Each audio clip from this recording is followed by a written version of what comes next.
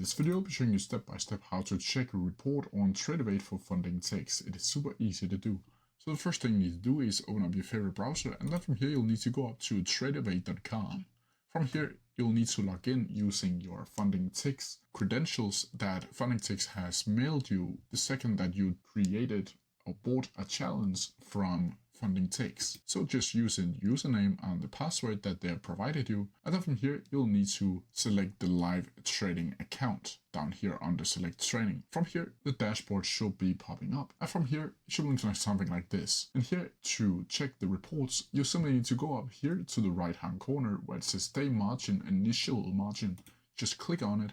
And then from here you can see account reports. Here you can see all of the live information that is provided for you, and you can check and download everything that you want to. But that's how you do it. If you have any questions about it, please come down in the comment section below and I'll try my best to answer them as quickly as possible.